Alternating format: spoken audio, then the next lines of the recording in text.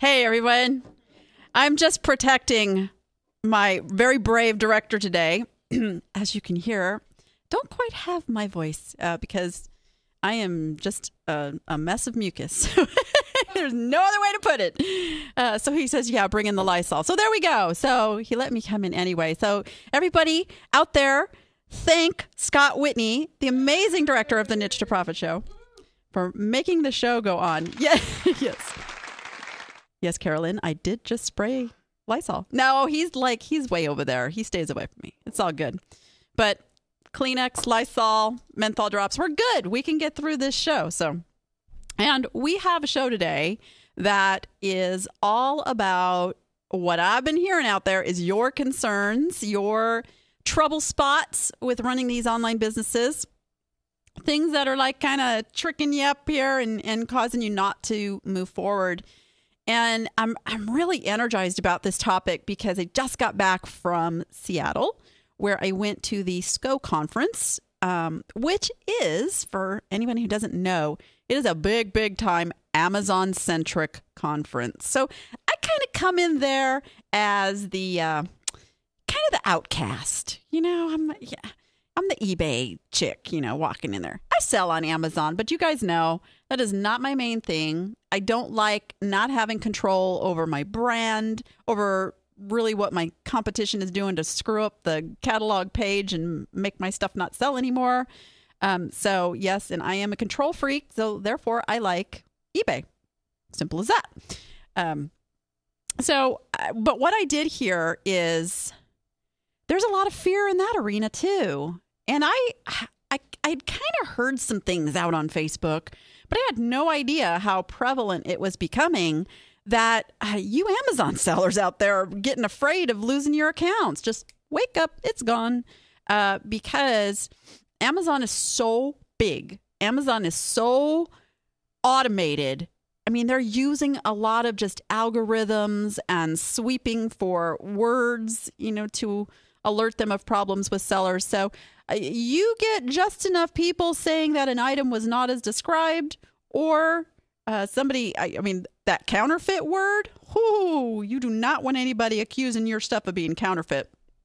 That's a biggie. And canceling orders. So you need to be super careful if you're listing in multiple places, or you're bringing in stock, or you're using a drop shipper. Make sure you can fulfill everything you sell, because that is also a biggie. And that's a biggie on eBay too. Let me just be clear.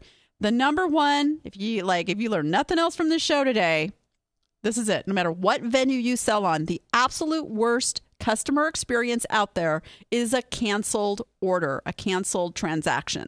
So both eBay and Amazon are getting really, really strict about those. So stay away from those. And I will tell you, if you double sell something, go find another one to fulfill that order. And yes, I've had to do that. I had to do that on a Roomba vacuum cleaner, and it actually cost me $50 more than what the person bought it from me for, to make sure that customer was kept happy. So cost of doing business, but keep really good track of your inventory.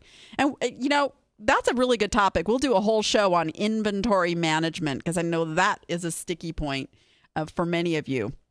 We got into this thing, and we've got our stash in the garage, or in the attic, or on the dining room table, and then it kind of builds up, and we don't keep good track, and we don't have SKU numbers. We're just listing, right? We're just having fun with this.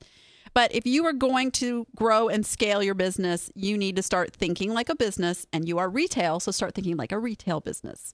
Get SKU numbers on your inventory. Have a system of where things go, whether that's in certain tubs or cubbies or shelves. And I promise one of these days I really am going to take a picture of my system for you guys. I keep forgetting. Somebody's going to need to remind me to do that and share that with you, because we have numbered shelves. I have 14 shelves, those big industrial shelves out in the garage. And while I don't assign individual numbers to things, I assign a shelf to everything, so that no matter who's home doing the shipping, they can go to that shelf and they can find that item. And then it's like, okay, here's, my Murano glass. Here's all my cows. Here's all my seashells. Here's all my Disney. Yes. So that system has worked well for me, but you have to find one that works well for you, especially if you have lots and lots of little parts that are fairly similar. And I just got to meet with one of the stars I highlight on this show all the time, Matt Pinkesh, who I actually know how to say his last name now because I heard him say it in person. It was so cool. He sells pieces and parts of lawnmowers and chainsaws and weed whackers and all that stuff. And it's all different brands. So even though it's the same part, it could be this one's for a Black & Decker and this one's for this. And so there's a lot of really fine-tuned stuff he has to do to keep track of all that and make sure he can find it.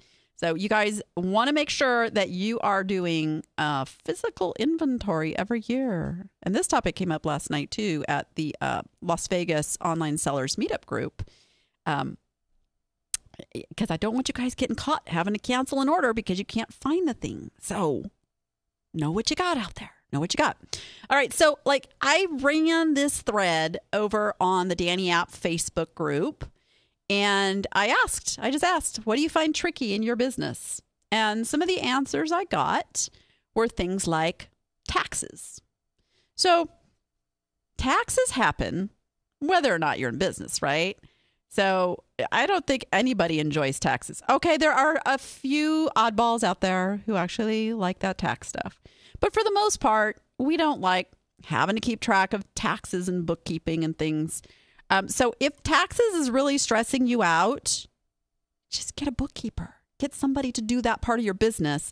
And in that time that you would normally spend stressing and straining over numbers, you could just be listing more and bringing in more money to pay for the bookkeeper.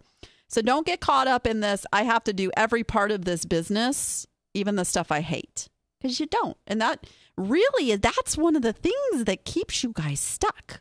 Is that you feel like you can't afford to hire help to do some of these pieces that take you hours because it is just not your forte, right?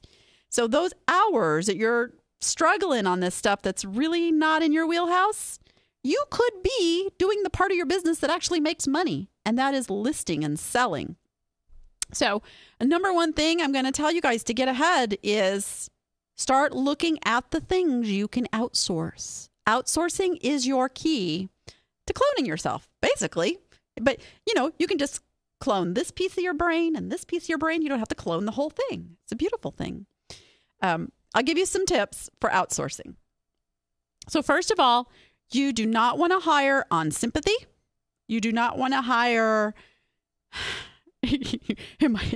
Okay, this is tricky because my daughter's in the chat room. But for the most part, you do not want to hire family. And I think she will agree that sometimes it makes it really difficult. We have to separate mother-daughter relationship and go, okay, boss, employee. And that can be a struggle, and that can cause some issues. Right. Yeah, she's laughing over there because she knows what I'm talking about. But the reason I hired her is she's got my brain. She's like one smart cookie, and I know I can trust her to handle things the way I would handle them. So she is priceless to me. The other thing is be very careful about hiring somebody that you really feel bonded with because they're just like you. You don't want somebody just like you if you're struggling with things that you're now outsourcing, because guess what? They're probably going to have the same struggles, and they're going to come to you, and it's going to be more of that emotional kind of dealing with things. Now, when I hired this last time, I took this thing called the Colby Index test. And if you go take that test, you will learn how you work, how you learn things, how you process things. And it's very telling. So some of us are what we call quick starters. We like to start, we jump into projects, we can create, but our follow through on things is horrible. So if you also hire a creative, you hire somebody that just goes, yeah, that's a great idea, let's do that, and they're also bad on follow through, that's not going to work so well for you. So when you're hiring somebody, be very specific about the task that you want them to do for you. So if it's bookkeeping, that is all they do. They don't take pictures for you. They don't write blog articles for you. They do your bookkeeping. Okay? If they're coming in to do pictures, you hire somebody to come in and do pictures, to do something really, really, really well. And then that's all they do. So I actually have my candidates take that Colby Index as well, just to make sure that where I am weak, they are strong. And I can tell you that has been a really good fit right now for hiring. And I've made a lot of hiring mistakes. Oh my goodness. Yes, we could go all day. And the Colby Index, I will tell you, it is a $50 investment. It does cost money to get your results. Okay. Nose break. Sorry, guys. Oh. So the Colby Index is the best $50 you will ever spend in your life. Thank you, Scott, for keeping me looking good. So it's the best $50 you will ever spend, because spending $50 up front can save you hundreds, possibly thousands down the line, because something that happens, especially with us women, we want to give people we just know next week they'll be better. They were just having a bad day. No, I know they'll get this. I know they'll get this. And in the meantime, we are agitated. We feel tense. They're not getting the job done. Yes. And so, yeah, we have to be tough. We have to be willing to go, you're fired. Well, you don't have to be that brutal, but you have to be willing to let people go that just are not working out, because you're in business, guys. You're in business. All right. So one of the other things I heard was mindset. And so first, I just want to say, if you admitted that, bravo, because that's the first step. Yes. You want to start recognizing those little mindsets that creep in and tell you, oh, no, that'll never work. Oh, no, you can't do that. Oh, no, somebody else is doing that. Oh, no, you are so stupid. What are you even thinking of? Right? You guys know what I'm talking about. I get that, too. I go through this cycle where, I got like some great idea. I'm going to go for it. And as I get into it, and you will have people around you telling you you're crazy. You'll have people around you saying you can't do that. And I will tell you what, Disney was told that. Mr. Walt, yes, he did. He was told, no, you are insane, man. You cannot build some park. And so not only did he do it, but gosh, he just raised prices to $1,000 for an annual pass, right? Probably has millions of people. Well, he didn't do it because he's kind of under the ground right now. So, or he's on ice, depending, what you believe there. But what I'm saying to you is, feel the fear, feel the insecurities, feel all that, and do it anyway. Do it anyway. I'm telling you, my favorite quote out there is from Eleanor Roosevelt. She said, do something that terrifies you every day. Every day. Because you do that thing that terrifies you today, tomorrow, it's not so bad. Or if it is, do it again. Some of you, it's video. Some of you, it's social media. Whatever that thing is that's so uncomfortable, but you know that it's going to help your business, just do it anyway. What's the worst that can happen? You make a fool out of yourself. Have you guys watched TV lately? Have you watched, the celebrities and the stars who are really, really out there because they make a fool of themselves? It's all good. The more human you are, the more people will want to come shop from you, because they want to shop from a human. They want to know that there's still somebody out there that gives customer service. So, and you don't even have to be on the video. You don't. You can just take a video of your, whatever that thing is you're selling, make a commercial and talk over it, or outsource somebody to talk over it. You can do that too, but find a way to get over that fear of being on that video. Something that I told a client of mine was that if you are just so squeamish about video, but you want to be, a personality out there, if you want to coach people, if you want to teach people, and your brand, you have to be doing video. You just have to be doing video. It is where everything's at, right, Scott? Yeah. He says, yeah, of course. So you got this little thing This little doodad right here. Just about everybody's got one these days. Guess what it has on it? It's got a video recorder. And you can take a video of yourself every single day. And here's what I want to tell you. Do it before you put makeup on. Do it before you comb your hair. Do it while you're still in your jammies. Just make a video and talk and get on that camera. You don't have to share it with anybody. You don't have to give it out there or anything. Although if it's really good, you might want to. But just get comfortable recording yourself, getting on that camera. And you will be amazed at how much you will come along and be more and more comfortable with that. All right. So mindset, fear, anxiety. One of the things that troubles me the most is when I'm out shopping with a group and everybody has these things out and is standing in the aisle looking up every single thing they want to put in the cart. I will tell you that is costing you so much money. So much money. You should ask my husband. I don't do that. I do what I call power shopping. If it pulls me, if it grabs me from the shelf, I pick it up, I look at it, make sure it's not damaged, and it goes in the cart, right? I do look at the price. But for the most part, when you're at a thrift store, I mean, everything's pretty much going to be where you can afford to take those risks. Start developing an instinct for what you're going to be able to get for things and be willing to make mistakes. I can't tell you how many duds I've bought. I do buy duds. But here's the thing. This is that old saying, you make your money in the buy.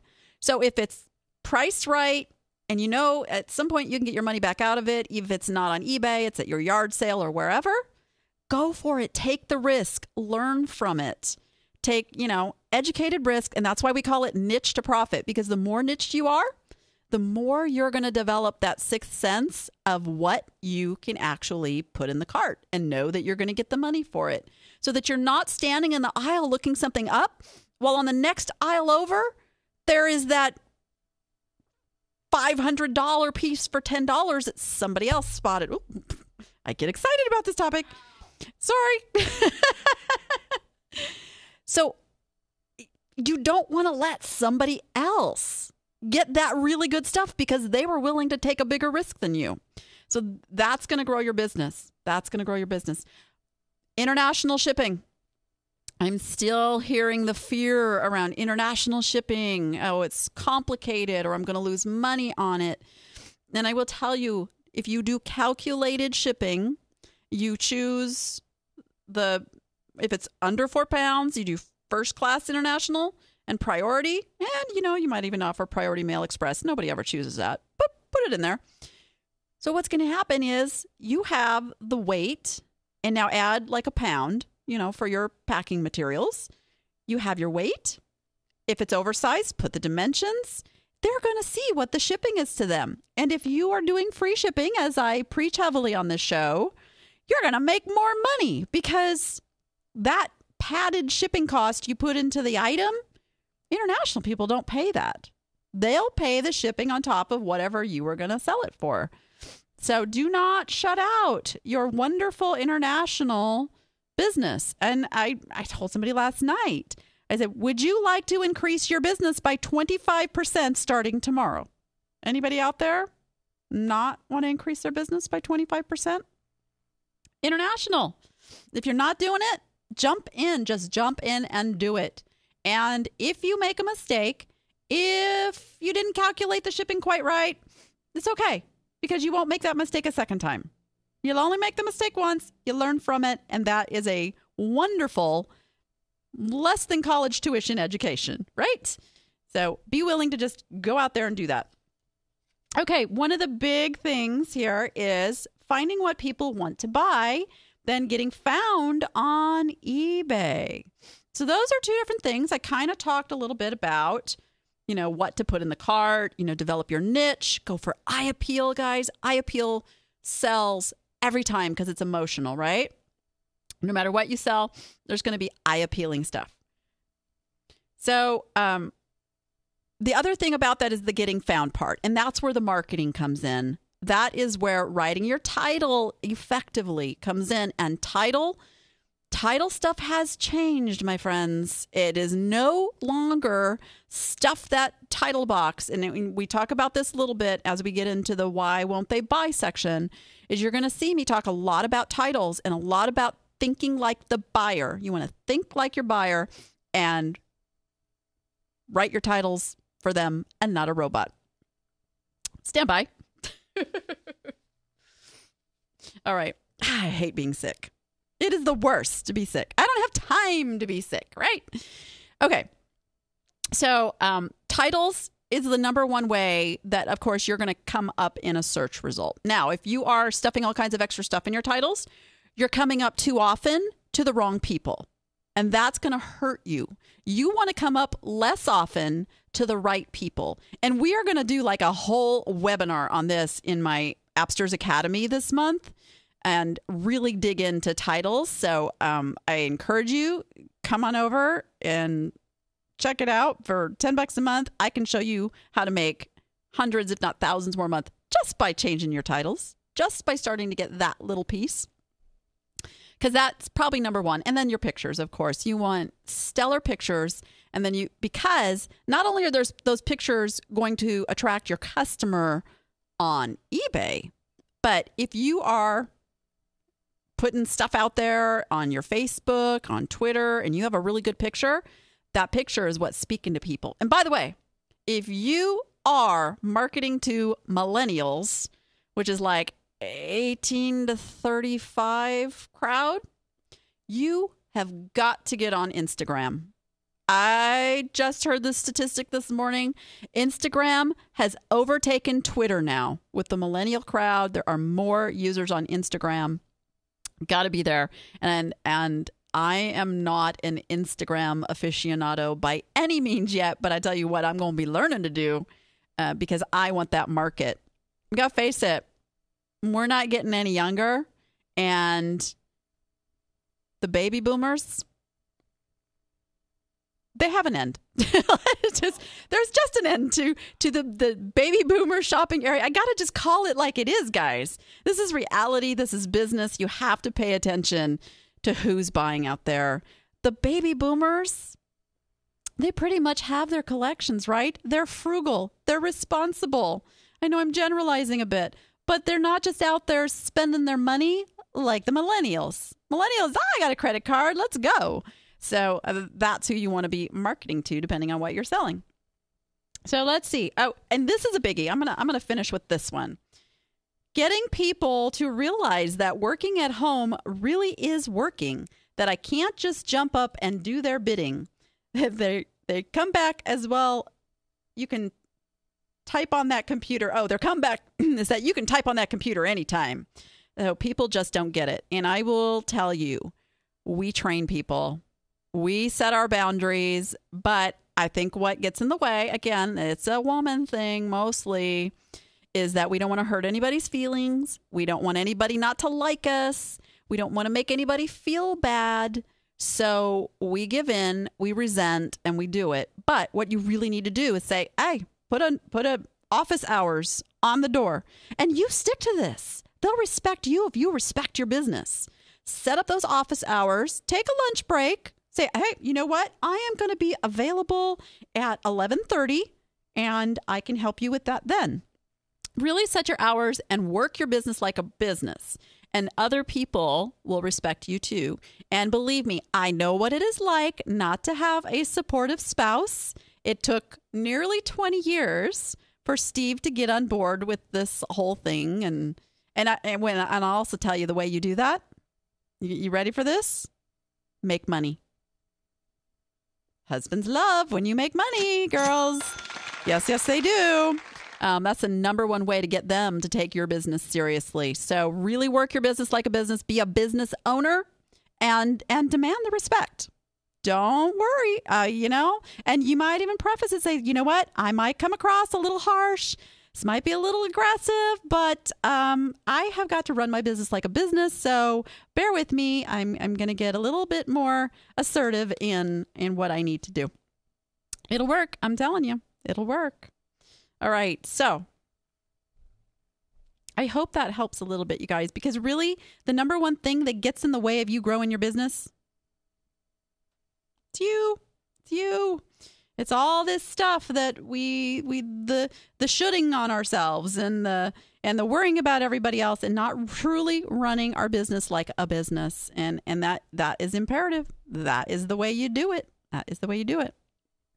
All right. How about if we take a short commercial break so I can blow my nose, and we'll be right back. Millions of online sellers are looking for one identity to use in thousands of platforms. E-Rated manages your reputation by importing unlimited social media, marketplace, and behavioral data. It reveals your cross-platform performance, compares it with competitors, and calculates your e-worth. And it gives you the tools you need to improve sales and find room to grow. Discover your e-worth and your own reputation. Okay, you guys are too funny over in the chats. And I need to call my husband to fill my glass. I love it. Hey, my husband will come fill my glass. He's pretty good at that. All right, so how about a little why won't they buy? Are we ready? Yes, hubby's here with me today, chauffeuring me around because I wasn't feeling so good. So I think Scott is being mean. All right, so why won't they buy? Remember, it's not why won't it sell, because things have no control over selling themselves. So we have to figure out why somebody is not buying this stuff. And let's start. This is one we didn't get to last week. This is from Jess Paris. And this has been listed for 4 months. Got a couple of lowball offers. So, Jess, I think you're in the chat. What were your lowball offers? Because this is a point I want to make to you guys. Sometimes lowball offer is an offer you should take. Depending. Now, I'm not saying take the $1, $5 offers. It has to make sense. Don't be so stuck on your price and hold on to stuff and then find yourself with it 4 months, 6 months, 2 years later. The object of this game is to sell stuff, sell stuff, sell stuff, sell stuff. And the more competitive eBay gets, the more people that are listing stuff, the more you're going to have to take those offers as they come in, because it's like you got a fish on the hook. Do you want to like wiggle it a little bit and let them fly off to go catch somebody else's hook, right? So you always want to make a profit, right? You can't go broke making a profit. That's one of my husband's favorite sayings, and it took many years of him saying that to me before that finally set in. But really, it is move it, move it, move it. If you're making a good profit, move it. Now, there's exceptions. If you have an $8 million Chagall, you don't want to sell it for $1 million, right? $1 million sounds good, but let's be reasonable. Yes, I watched The Good Wife. That's where that one came from. So $29.95. Let's see. Is that free shipping? No. See, and I think this is the biggest issue with this one. So I'm seeing $11.55 shipping on a $29.95 item. That's an ouch. Customers just don't like that. What they would prefer to see is $39.95 or $44.95 with free shipping. I'm telling you, it is magic to build that shipping up into your price. And let's look at the title a minute. Wood holds 25 golf ball rack display. So we've got a little bit of a title issue here. Bump this over a little bit so you can see the whole thing. So it's a Bombay company. Bombay company, that's a good brand. Let's just take a peek real quick. And I haven't looked at these before the show here. So Bombay company. And I want you to note how I'm searching for this. Little clue. Golf ball. Yeah, I guess I'll call it a holder. I don't know. Let's see. Oh, look what comes up. Bombay company golf ball. Notice those 4 words that I typed in first are what got pulled up. So you want to think like your buyer. If they're looking for the Bombay company golf ball holder, those are the first words they're typing in. So we look, and these are the newest ones listing. There's yours. Good. You come up number 3. So this is not an issue of not getting found. So let's go over here and look at solds. And when I go over and look at solds, you know what? None have sold, so we can't sort. Normally, if there's some results, then I'm going to sort by highest first because I want to see what somebody did really, really good. I don't care when somebody sells it way, way too cheap.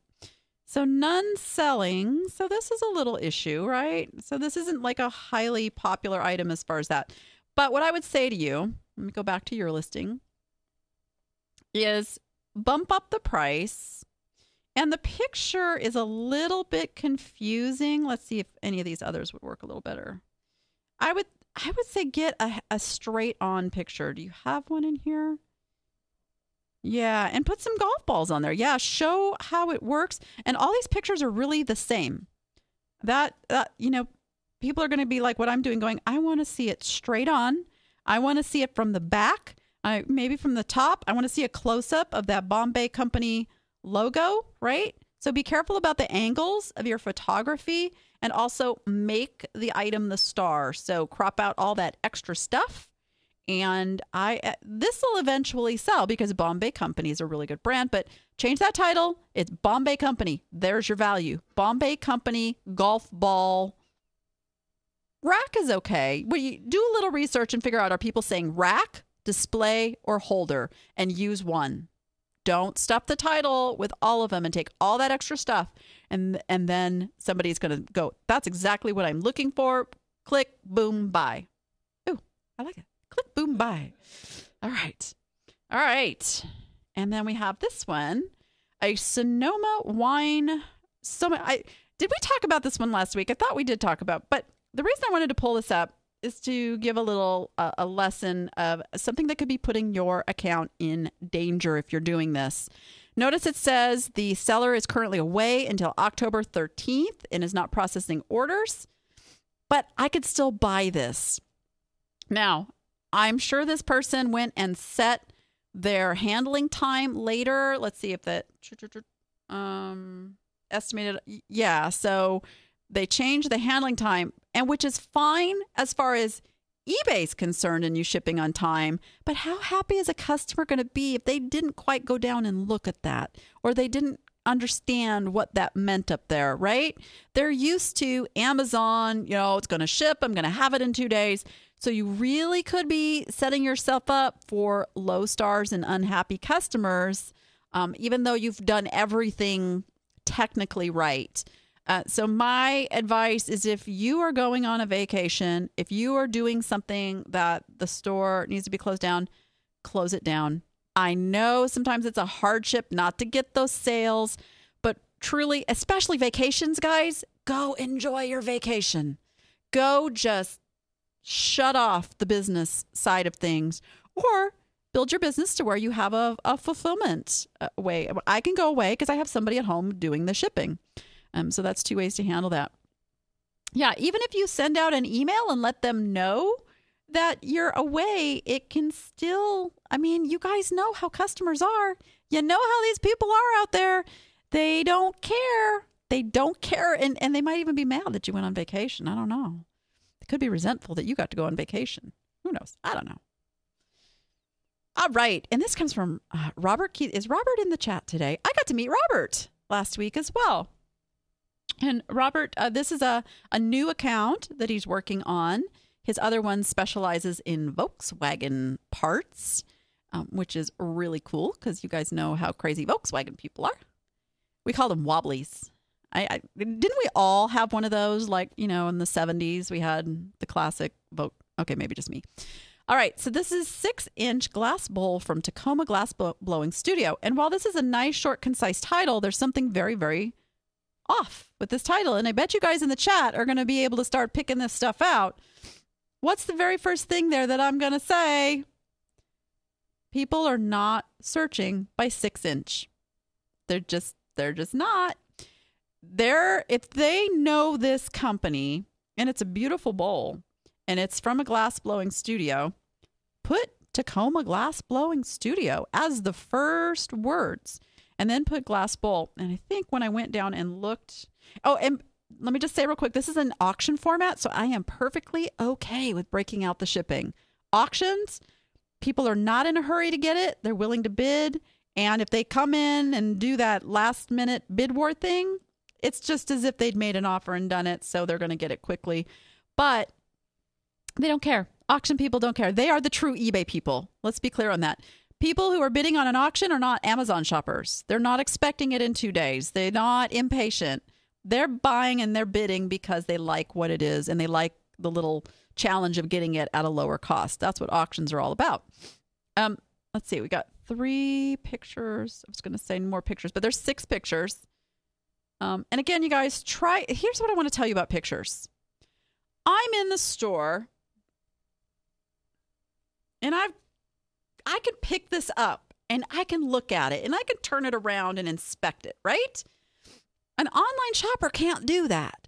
They count on you to tell them, okay, this picture's the front, this is the side, this is the back, this is the other side, this is the top, this is the bottom, and then any little detail, like take a close-up and show. They're really counting on you to give them that virtual shopping experience as if they picked it up and had it in their hands. So make sure that when you're taking your pictures, you are covering all those possibilities that they would want to look at. And that's why you want to make sure you're not doing like the same pictures. You want to, make them different angles, show the close-ups, all that good stuff. Because it looks like there's some silver on the bottom of this no, it's glass. But see how it was a little confusing? So I'd want a close-up of that. And I believe that's a signature. See, I'd want a close-up of that too. I want to make sure that's the signature that I want to see. But as I came down here, I think I saw... Oh, no, I thought I'd seen a artist name, and there's not. It's just the Tacoma Glass Blowing Studio. So I would make this Tacoma Glass Blowing Studio Bowl. You can put glass bowl. Only because eBay no longer takes the word from out of a word. What I mean by that is it used to be if you just said glass, it would pick it up in the glass blowing. Now it doesn't. It's got to be its own word for it's 2 different things to the robots. So, but this is beautiful. I think it's started right. I think it will sell. That's the key with auctions is start it right so people want to jump in. Even if you only get 1 bid. I mean, this is the equivalent of $30 if it sells. And that, I mean, it might be more to somebody else. But it's probably, that's a little baby bowl. So that'd be a good price. All right.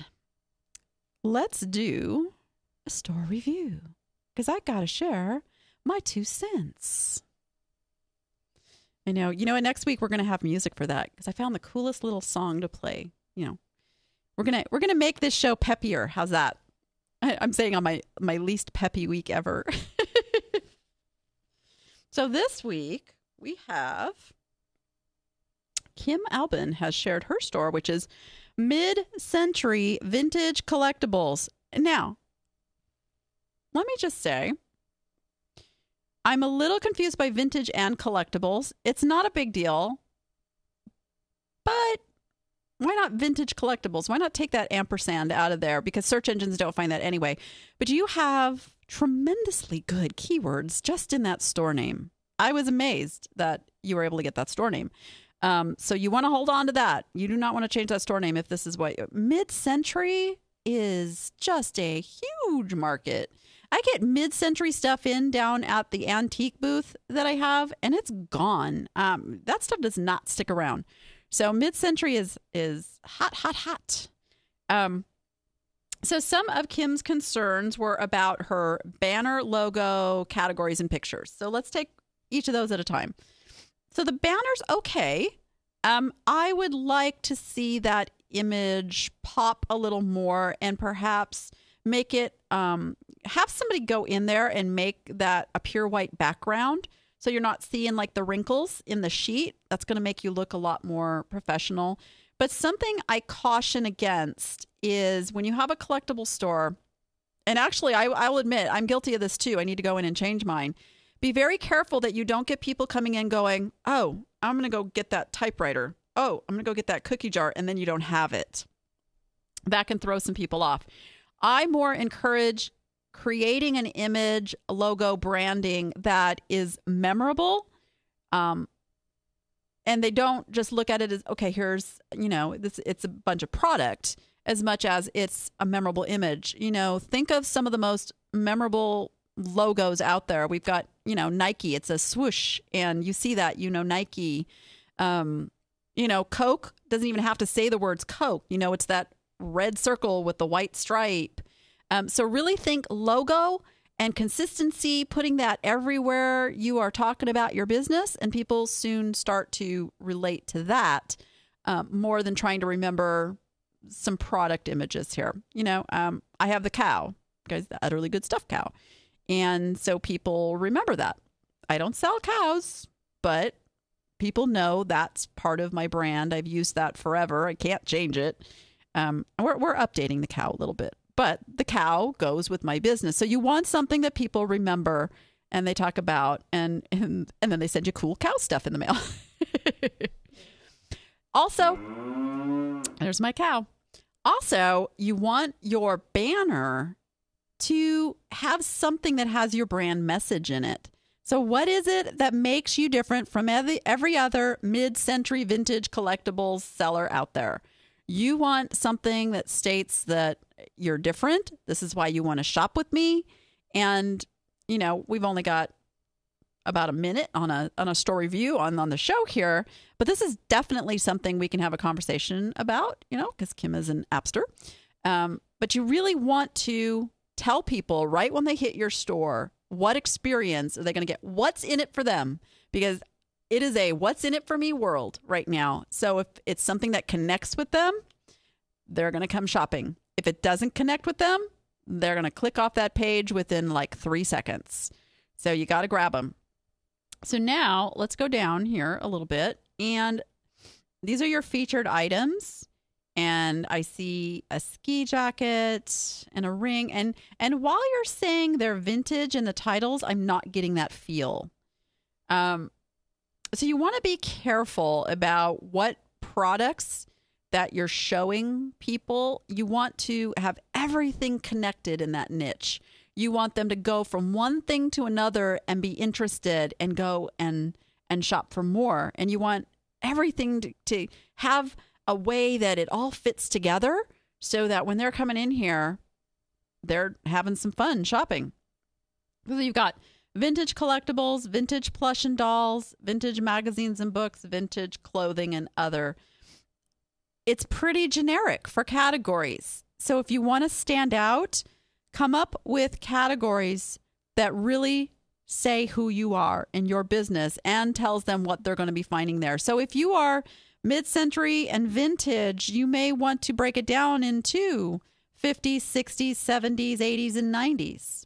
Have that be your categories. And then under that, have subcategories of clothing, toys, magazines and books, that kind of thing. But draw them in with, somebody who wants something from the 70s probably isn't interested in something from the 50s. So break it down, make it easy for them to buy.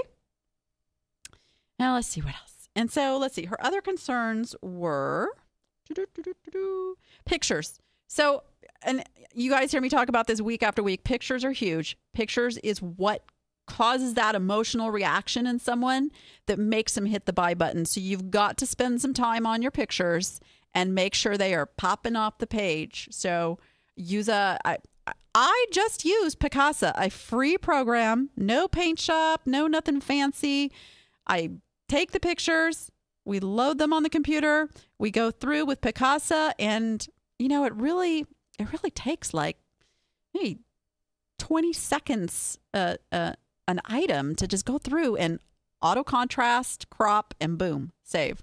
And it'd make all the difference in the world. It's absolutely worth the time spent. So not just cropping, but fixing any color issues. Like I see there's a little blue behind this book here. And that can be when you're taking your pictures, make sure you're using good lighting and only one type of lighting. That's really key. So if you're using the house lighting, use the house lighting. Don't try to add fluorescent and a photo lamp. If you have the professional photo lamps, turn the lights off, close out the outside light, and just use that lighting. That's really going to help with your color in the background. And if it's a little off, it's another thing that you can fix in Picasa with just a little boop, fix the color. I do it all the time because it happens. You get the little pink hue or the little blue hue, and you can fix that really easily. So pictures are really key.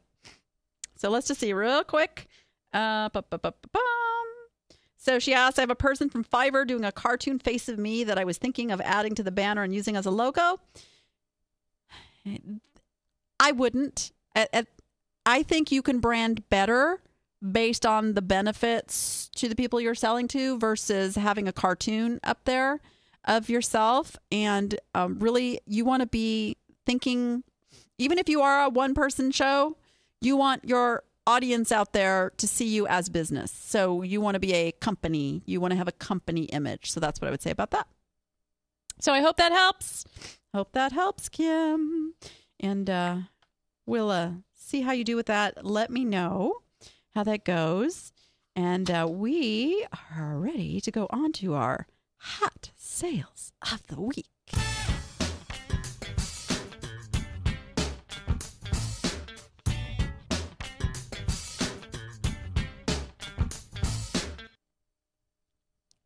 I love the new music. No more cracking whips. I knew he was going to do that. I just knew he was going to. You know, I'm a control freak, but there's some things I still have no control over. What is up with that? All right, hot sales, hot sales. These come in on the Danni App Facebook group each and every Sunday when we run the scores of the week thread. And our first one, now this is interesting because Phil Charney, and Phil, this is your first time being featured on the show. Welcome, welcome. He says, I'd like to use this. Oh, what happened? Where did I go? Oh, look at all this stuff that eBay's mucking up your ended listings with. Oh, what is wrong with them? That's a whole show all in of itself. Okay, here we go. So Phil says, I want to use this as a teaching opportunity. This was not my best sale, and I made $0 on it. Let me explain. I buy boxes and boxes of flatware in order to find that good stuff where he does make a profit. Along the way, I get a lot of crap that no one wants. Okay. And I'm still going, okay, really? All right. I throw it into a box, and once I get enough, I make a listing on eBay and sell it off at just enough to cover my cost, fees, and shipping. I may actually even be losing a few cents, but I have now got the cash from the sale back in my pocket. Something I was talking about earlier with, taking those offers. So he says, sometimes you have to realize that you need to get rid of the stuff that no one wants and cut your losses. Take that money and reinvest in something else where you can turn a profit, which is great advice. Except, Phil, you got $100 for this. And this was the crap. Yes. Using your words. But truly, this is gravy. You made $100 because you made your profit on the good stuff that you picked out of that box. I would not say you made $0. I would say you made a clean $100 on this stuff. Because as you said, this was the discards, the tossaways, the get rid of it's. So I'll take $100 for that stuff all day long. Anybody else in the chat over there? Quick $100 just for stuff you like, this is nothing. Yeah, good job. Good job. So change your mindset on that. You are making money with this business model. You are absolutely making $100. Yes, yes. All right. Oh, and look who has another hot sale of the week. Yes, it would be our very own Matt Pinkish. Let me get down to where the real stuff is here. Oh, and what do you know? It's a part from a blower housing. He just has the sexiest listings. So this came off of a blower that he picked up for free. And most of it sold quite a while ago, as the housing does not usually need to be replaced. So this sat in his store for a year. And he says he usually gets a little bump in blower parts sales in the fall. Gee, I can't imagine why. That's like knowing your trends. Oh, leaves are falling. Oh, yes, leaf blowers. Snow is falling. Oh, snow blowers. Yeah, that's a good way to think of things. All right, so what is that? $49.95 for just a small piece of something that he got for free. Yeehaw. Good job, Matt. All right, who we got? We got our Lovely Linda Pacheco. Now, I do believe, is Linda in the chat? Because she didn't verify for me, but I'm pretty sure I remember her buying this when we were out on a little shopping trip together. Yes, we did. We were trying to nail down Linda's niche. And this is what I do when I go out with you guys on these shopping trips is I watch you. I watch what you're attracted to, because most of you that think you don't have a niche, you have a niche. You have something that grabs you no matter where you go, and you find that stuff.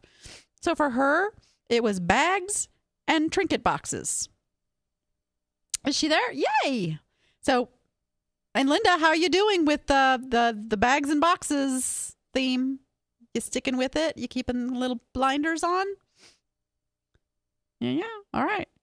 I cannot read a word of what you're typing in there because I can't, because I'm old and I can't see. And you guys are not going to see me with glasses on the show, unless they're Minion glasses. So she said she found this designer handbag at a yard sale, purchased it because she knew it was a great find, as it's an authentic Kate Spade. The thing about designer brands, you guys, and why I don't recommend just anybody go out and pick up designer brand stuff, is you probably don't know all the little idiosyncrasies of knowing whether it's authentic. And that's super important. You do not want to get accused of selling a fake.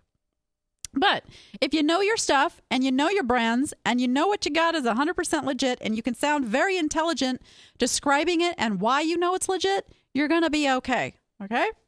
So she found this. She knows her Kate Spades, and it was only $4. She listed it for $79.99 within the week, and it sold 4 days later for a best offer of $75. Yes. And the customer is thrilled. So, yeah, absolutely. And, you know, it's funny. It was listed, actually it was listed at $89.95, Linda. So, although you came down to $75, that's a pretty reasonable offer. And that's the ones I want to encourage you guys. Do not nickel and dime back, for $80. Really look, even if this offer had come in at like $60, I probably would have said, take it. Because from $4 into $60 or $70 or $80, all those are really good profit margins. And now you got that money to go spend on something else. The fun part. All right, so let's see. Who else? Oh, we got one more. I know I'm tricking Scott. He didn't think we had any more because I wanted to throw some more in just because that's how I fly. All right, look at all this. What is this? Okay, I feel a Danny rant coming on. This is also why you guys want to be niched. This is absolutely it, because before somebody gets to that garbage a little lower, they're going to see more chances to get what you want, more from the same seller. So although this item is sold, somebody who was attracted to that item, it came up in a Google search or something, they came over to this listing. This is what they have to go through before they see the actual item. And if you have a genre of stuff that is appealing to them, they'll come shop. It's the squirrel factor, right? It's like, oh, I don't even want to look at that sold thing. I want to go look at this blue vase now. Ooh, pretty. All right. So then we got to get past all this stuff. All right. So this is mid-century California pottery, silver doves, birds, figurines, vintage. And this comes from Sandy Gregorich. Hello, Sandy. I don't know if you're in the chat. So even though this item is already sold, I still want to give you a little heads up. When writing those titles, again, mid-century California pottery, silver doves, figurines is good. The rest of it, yeah, you don't need all the rest of that. HTF. Is a customer really putting HTF into that title? Probably not. So really think about that, guys. Now, she did take an offer of... Let's see. Oh, these were picked up at Goodwill for just over $5 with a discount and sold for $70. $70. Oh, people are decorating like crazy with this mid-century stuff. Crazy. So keep them coming, guys. We're going into the good season for these scores. Let me tell you, a fourth quarter it's just picking up now. It's just picking up. So you should be listing like crazy. And those who follow the Ultimate Listing Challenge, I'm going to give a little heads up. It's coming next month, November. Get ready. We'll talk about that more in the shows to come. With that, guys, hey, I made it through. I made it through. I didn't, thank goodness for these little menthol things because I didn't have one coughing attack. That was brilliant. My husband's like, take some Dayquil or something. I'm like, oh my gosh, no, that stuff will just make me loopy. And then who knows what I'll say. No, couldn't go there, but right on. Oh, and I see Beth. Beth, I haven't seen you in the chat before. Welcome. Awesome. I've known Beth for many, many, many years. It's Depression Glass Warehouse. Awesome lady who knows her glass also. We love to talk about glass. All right, guys. Go watch the replays if you missed one, or if you want to go, if you had a review or one of your why won't they buy things and you want to go back and see what I said again, guess what? You can do that. You can watch it here on the Vegas Video Network. Oh, yeah, that's Scott's favorite. Or you can go to YouTube. It's on 2 channels on YouTube, both Vegas Video Network and the Danni app channel, where you can also get access to all my Motivational Mondays and some little surprises I throw in there. And let's see where else. Oh, I've got my lovely list here. Roku, Stitcher, TuneIn, Chromecast, Apple TV, Google TV, Fire TV, who are all seeming to be in a war with one another. And let's see. Oh, yeah, social media, Overcast.fm, and just about any place else you can search for something because the Vegas Video Network rocks. And I want to thank my director, Scott Whitney, for taking his life in his hands, having me come in the studio today. And it's all good. We got the Lysol. Whew. That stuff is raunchy. With that, guys, go be profitable and make it fun.